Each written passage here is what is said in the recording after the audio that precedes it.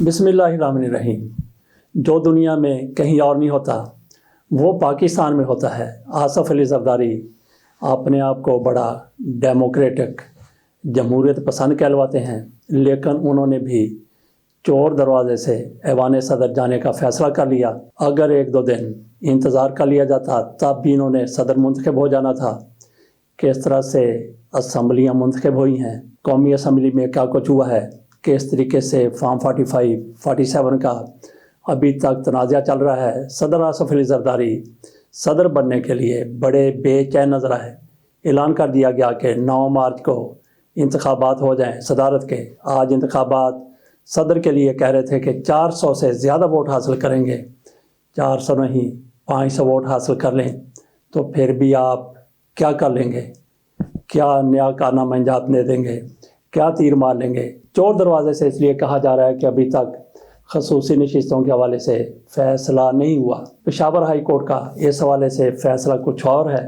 انہوں نے روک دیا کہ جو خصوصی نشستیں دوسری پارٹیوں کو دی جا رہی ہیں، تحریک انصاف کے جو حصے میں ہیں، انہوں نے حلف برداری سے روک دیا، جبکہ قومی اسمبلی میں ایاز صادق صاحب اسپیکر ہیں، انہوں نے خصوصی نشستوں پر منتخب ہونے والے ان لوگوں سے حلف لے لیا جو پی ٹی آئی کے حصے کی سیٹیں تھیں، ان کو دے دی گئیں۔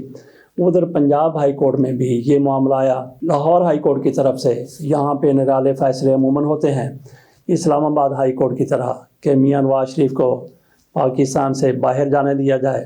کیا گارنٹی عمران خان دیں گے کہ میاں نواز شریف 3 دن مزید زندہ رہ سکیں گے؟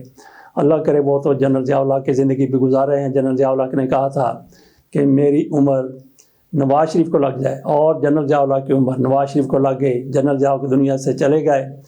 وہاں پہ اطہر من اللہ صاحب کہہ رہے تھے کہ کون گارنٹی دے گا کہ میاں نواز شریف 3 دن تک مزید زندہ رہ سکیں گے، ان کو پاکستان سے باہر جانے دیا جائے۔ اور پھر لاہور ہائی کورٹ کی طرف سے 50 روپے کے وہ فارم پر کیا کہتے ہیں اس کو، اسٹامپ پیپر پر میاں نواز شریف کو پاکستان سے باہر بھیج دیا گیا۔ لاہور ہائی کورٹ کے فیصلے نرالے ہوتے ہیں۔ پشاور ہائی کورٹ کی طرف سے کیا کہا گیا، انہوں نے کہا کیس سنیں گے لیکن یہ لوگ حلف اٹھا لیں، ووٹ بھی دے دیں صدر کو۔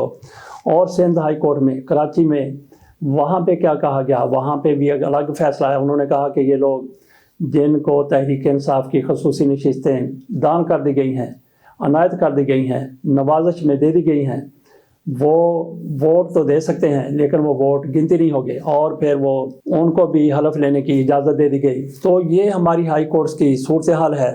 پشاور ہائی کورٹ کا ایک ہی معاملے میں کوئی اور فیصلہ، اور پھر لاہور ہائی کورٹ کا کوئی اور فیصلہ، اور سندھ ہائی کورٹ کا کوئی اور فیصلہ کراچی والوں کا۔ بہرحال صدر صاحب آصف علی زرداری صدر پاکستان منتخب ہو گئے، چور دروازے سے آ گئے۔ ان کے مد مقابل محمود اچکزئی کی طرف سے یہ کہا گیا تھا، انہوں نے الیکشن کمیشن کو خط لکھا تھا کہ خصوصی نشستوں کا فیصلہ ہونے دیں، اس کے بعد صدر کا الیکشن ہو جائے، لیکن الیکشن کمیشن کی طرف سے ایسی بات کبھی کیا سنی گئی ہے جس سے تحریک انصاف کو کوئی فائدہ پہنچ سکتا ہو۔ اس سے کیا ہونا تھا، 2-4 دن ڈیلے ہو جاتا، آصف علی زرداری نے پھر بھی صدر بن جانا تھا۔ اگر خصوصی نشستیں تحریک انصاف کے حصے میں آ جاتی ہیں، آج آ جائیں کل آ جائیں، تو پھر سینیریو بالکل ہی بدل جائے گا۔ تو کیا یہ سارا کچھ اسی وجہ سے پہلے کیا گیا، انتخابات سے پہلے کر لیا گیا تھا؟ تو صاحبزادہ حامد رضا کی طرف سے یہ کہا گیا کہ اگر سارے کے سارے آزاد امیدوار ہوتے تو پھر خصوصی نشستوں کا کیا بنتا، کیا پھر خصوصی نشستیں نہ ہوتی؟ ان کا سوال ویلڈ ہے لیکن ان کے سوال کو کون سنتا ہے؟ تو باقی آصف علی زرداری صاحب، ان کی صدارت کے لیے یہ لوگ کتنے زیادہ مرے جا رہے ہیں، اور ان کی صدارت کو کس طرح سے یہ پوتر سمجھتے ہیں، آسمان سے آئی ہوئی صدارت سمجھتے ہیں آصف علی زرداری کی صدارت کو، کیونکہ سارے صوبوں کی کابینہ نے حلف اٹھا لیا ہے، انہوں نے اپنا کام شروع کر دیا ہے، خیبر پختونخوا، بلوچستان، سندھ اور پنجاب۔ لیکن ابھی تک مرکز میں شہباز شریف صاحب وہاں پہ وزیر اعظم ہے، وہاں پہ کابینہ نہیں بنی، اور یہ کہا گیا ہے کہ کابینہ تشکیل دے دی جائے گی 1-2 دن میں۔ وہ کابینہ اس لیے ڈیلے کی جا رہی ہے، یہ صالح ظفر کی طرف سے چھوڑی گئی ایک اور شرلی ہے۔ وہ کہتے ہیں جی کابینہ اس لیے ڈیلے کی جا رہی ہے کہ آصف علی زرداری صاحب صدر بن جائیں گے، وہ حلف لیں گے، شہباز شریف صاحب جس کابینہ کو فائنل کریں گے، تو علوی صاحب کے لیے میں تو سمجھتا ہوں کہ وہ سبکدوش ہو کے اپنے گھر چلے گئے. ایوان صدر ابھی خالی پڑا ہوا ہے. آصف علی زرداری کا منتظر ہے. آصف علی زرداری تھوڑی دیر میں وہاں پہ بڑے تم طرح کے ساتھ جس طرح سے صدر علوی کو وہاں پہ گارڈ آف آنر دیا گیا، فائنل الوداعی گارڈ آف آنر، اسی طرح سے آصف علی زرداری وہاں پہ گارڈ آف آنر لے کر صدارتی ذمہ داریاں سنبھالیں گے. ویسے علوی صاحب کے لیے بہتر ہوا کہ انہوں نے ایسے لوگوں کو حلف نہیں دیا جو چوری کے مینڈیٹ کے ذریعے اسمبلی میں آئے اور پھر وزیر بھی بنائے گئے ہیں. آصف علی زرداری سے یہ لوگ حلف لیں گے. آصف علی زرداری خود چور دروازے سے اس لیے کہ مینڈیٹ ساری اسمبلیوں میں جو ان کے پاس ہے وہ جعلی ہے. فارم 45 نہیں بلکہ فارم 47 کے ذریعے یہ وہاں پہ پہنچے ہوئے ہیں. اور فارم 45 47 کی آج جس طرح سے بھد اڑ رہی ہے، خصوصی طور پر فارم 47 کی اور فارم 45 جس طرح سے لوگ لیے پھرتے ہیں ہارنے والے، وہ کہتے ہیں کہ ہمارے پاس یہ فارم 45 موجود ہے. جیتنے والے شرمندہ ہو کر اپنے فارم 45 دکھانے سے قاصر ہیں. الیکشن کمیشن کی طرف سے جو فارم 45 جاری کیے گئے ہیں، جو ویب سائٹ پر لگا دیے گئے ہیں، اپنی ویب سائٹ پر ان کو بھی ٹیمپر کیا گیا ہے.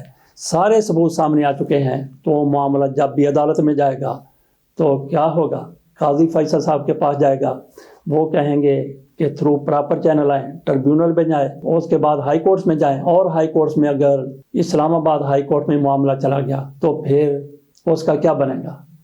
وہی بنے گا جو کالیا تیرا کا بنے گا، جو کالیا کا بنا تھا. بہرحال دیکھتے ہیں کہ صورتحال کیسے آگے چلتی ہے. باقی محسن نقوی کے بارے میں کہا جا رہا ہے کہ ان کو سینیٹر بنا کے وزیر داخلہ بنا دیا جائے گا. محسن نقوی نے نگران وزیر اعلیٰ ہوتے ہوئے پنجاب میں جو کچھ کیا، ان کی کارکردگی سب کے سامنے ہے. اور جاتے ہوئے ان کو جو شیلڈ دی گئی، وہ ان کو جاتے ہوئے شیلڈ دی گئی پی سی بی کے چیئرمین کی، اور اس سے بھی بڑے عہدے کے وہ مستحق ٹھہرے. اور کہا جا رہا ہے کہ حکومتی اتحاد کے کوٹے سے وہ سینیٹر بنیں گے. تو اس سے میاں نواز شریف، میاں شہباز شریف اور دیگر پارٹیاں جو ان کو سینیٹر بنائیں گی، تو ان کی آپ حیثیت کا اندازہ کر سکتے ہیں. تو بڑے بڑے جمہوریت دان وہ کس طرح سے محسن نقوی کو پہلے برداشت نہیں کرتے رہے بلکہ ان کے ساتھ مل کر حکومت سے باہر بیٹھ کر بھی حکومت کرتے رہے. اور ان کو ایک بار پھر وزیر داخلہ بنایا جائے گا، پی سی بی کا چیئرمین بنا دیا گیا ہے. پہلے ہم نے دیکھا کہ نجم سیٹھی پی سی بی کے چیئرمین بنائے گئے تھے. کس دور میں بنائے گئے تھے؟ جب شہباز شریف کا 14 ماہ کا دور آیا تھا، لیکن پیپلز پارٹی نے ان کو قبول نہیں کیا. تو پھر ذکا اشرف صاحب پی سی بی کے چیئرمین بن گئے. یہ عہدہ کس طریقے سے بانٹا جاتا ہے، اسی طرح سے محسن نقوی کو یہ عہدہ دیا گیا ہے. پیپلز پارٹی کی طرف سے نجم سیٹھی کی مخالفت کی گئی تھی. تو اب جس طرح سے محسن نقوی کو پی سی بی کا چیئرمین بنایا گیا ہے، تو کیا پیپلز پارٹی یا مسلم لیگ نون اس کی مخالفت کرے گی؟ سوال ہی پیدا نہیں ہوتا. بلکہ یہی لوگ مل کے ان کو مشترکہ اپنا امیدوار سینٹ بنائیں گے، اور اس کے بعد ان کو وزیر داخلہ یا اس سے بھی بڑا کوئی منصب دیا جا سکتا ہے. تو پیچھے کون ہے جو سارے سلسلے کو دیکھ رہا ہے؟ بہرحال آگے چلتے ہیں. محمود اچکزئی کی طرف سے کہا گیا ہے کہ 3 قراردادیں یہاں پہ لائی جائیں. ان میں ایک قرارداد بھی نہیں ہے جیسے اختلاف کیا جائے. انہوں نے کہا کہ جن ججوں کی طرف سے فوجی حکمرانوں کی حکمرانی کو جائز قرار دیا گیا تھا، ان کی مراد ختم کی جائیں، اور جن ججوں کو نکالا گیا تھا ان کو بحال کیا جائے. اس کے ساتھ انہوں نے کہا کہ جن لوگوں نے ٹیک اوور کیا تھا، جو ان کی حمایت کرتے رہے، انہوں نے جرنیلوں کے بارے میں بات کی کہ ان کے حوالے سے بھی قرارداد ان کے خلاف بھی پیش کی جائے. اور اس کے ساتھ ساتھ انہوں نے کہا کہ ایک تیسری قرارداد یہ بھی لائی جائے کہ جو بھی ہماری ایجنسیاں ہیں ہمارے سر آنکھوں پر، لیکن ان کا سیاسی معاملات میں کوئی کردار نہیں ہوگا.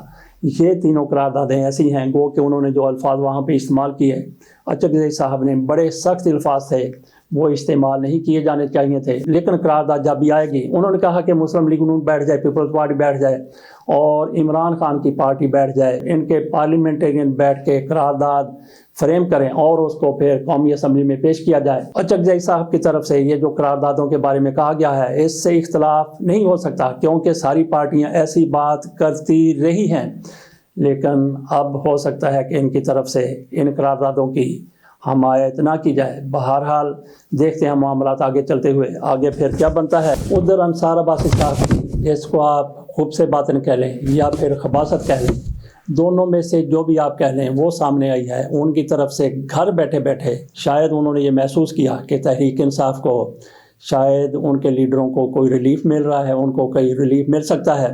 ان کی طرف سے کہا گیا کہ میری ذرائع سے بات ہوئی ہے, ذرائع نے یہ کہا ہے, فوجی ذرائع سے بات ہوئی ہے, انہوں نے یہ کہا ہے کہ 9 مئی کے لوگوں کو نہ تو معاف کیا جائے گا, نہ ہی اس سانحے کو بھولا جائے گا. اس حوالے سے ہماری طرف سے قانون سازی کو مزید بہتر کیا جا رہا ہے. تو انصار عباسی کو بیٹھے بیٹھے کیا سوجھی کہ انہوں نے وہاں پہ بات کی, یا وہاں سے ان کو بات پہنچی تو ان کو ایسا کچھ کہنے کی آخر کار ان کو تحریک انصاف سے تکلیف ہے تو کیوں ہے. کچھ عقل کے اندھوں کی طرف سے عمران خان کے بیان پر بڑا تبصرہ کیا جا رہا ہے. کہا جا رہا ہے کہ عمران خان کی طرف سے یہ جو بیان دیا گیا ہے بڑا ہی خوش آئند ہے, اور عمران خان ابھی قومی دھارے میں شامل ہونے والے ہیں. میں نے کئی آرٹیکل دیکھے ہیں جس میں یہ لوگ بار بار کہہ رہے ہیں کہ عمران خان کی طرف سے وہ جو کہا گیا کہ میں کور کمانڈرز کے اعلامیے کی حمایت کرتا ہوں, مکمل حمایت کرتا ہوں. کور کمانڈرز نے کہا تھا کہ 9 مئی کے ملزموں کو معاف نہیں کیا جائے گا, ان کو کٹہرے میں لایا جائے گا. عمران خان نے بھی کہا کہ 9 مئی میں ملوث لوگوں کو, 9 مئی کے ملزموں کو سزا دی جائے. میں اس کی حمایت کرتا ہوں, مکمل حمایت کرتا ہوں. عمران خان پہلے بھی یہی کہتے آ رہے ہیں کہ 9 مئی میں جو لوگ بھی ملوث ہیں وہ قابل معافی نہیں ہیں, ان کو سزا دی جائے. عمران خان کا شروع سے یہ موقف رہا ہے کہ جوڈیشل کمیشن بنایا جائے جو یہ فیصلہ کرے کہ اس سانحہ میں 9 مئی میں کون لوگ ملوث ہیں. ہمارے لوگ وہاں پہ موجود تھے, ان کو کون لوگ وہاں پہ لے گئے, کون لوگ ان کو بر و فروختہ کرتے رہے, اور کن لوگوں کی طرف سے, کن ایجنسیوں کی طرف سے, پولیس کی طرف سے کیوں ان لوگوں کو کور کمانڈر ہاؤس یا دیگر تنصیبات کی طرف جانے سے نہیں روکا گیا. یہی بات عمران خان نے ابھی کی ہے. انہوں نے کہا کہ میں تو کئی بار پہلے بھی کہہ چکا ہوں کہ جوڈیشل کمیشن بنایا جائے اور ان لوگوں کو سزا دی جائے.